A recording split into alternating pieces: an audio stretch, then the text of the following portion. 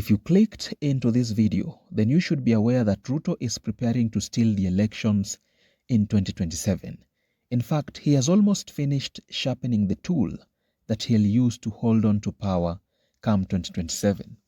Now, in this video, I want us to look into the list of tools that Ruto has already deployed to remain in power come 2027, and with no further ado, let's get into it.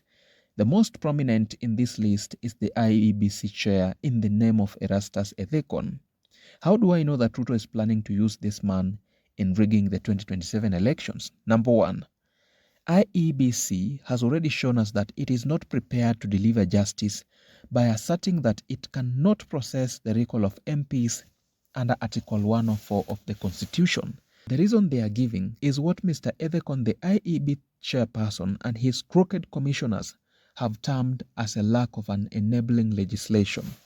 You see, by this, IEBC has basically reverted to colonial-era legal formalism, where rights cannot be rights unless validated by Parliament, a thinking that incorrectly denotes the constitutional authority to be less important than legal procedures.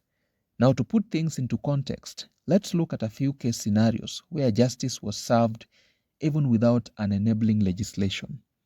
In the case of FIDA Kenya and others versus the Attorney General and another, that case was heard in 2011. The Supreme Court ruled that constitutional rights should not be blocked by a lack of enabling legislation. Women had the right to participate in Parliament even before any specific law was passed. Any attempt by the IEBC to pretend that it cannot process the recall of MPs due to a lack of laws is just but a telltale sign that it will not deliver a credible election come 2027. In the County Assembly elections case that was heard in 2012, the High Court ordered the IEBC to develop a framework for elections to the county assemblies, even though Parliament had not yet passed a detailed legislation on this matter.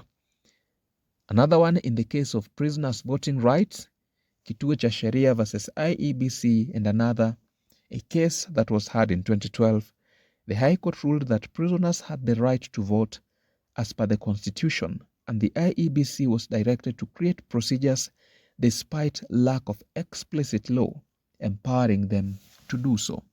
The Kenyan Constitution is supreme, and that is to say that rights granted, like the right of recall, cannot and should not be suspended due to the absence of legislation. Denying the right to recall MPs due to legislative delay would undermine accountability, contrary to the intent and letter of the Constitution. Now, if you look at the prevailing global legal standards, it is evident that fundamental rights, especially the right for public accountability, are prioritized over legal technicalities or parliamentary delays. What do you think? Do let me know your thoughts and opinions in the comment section below.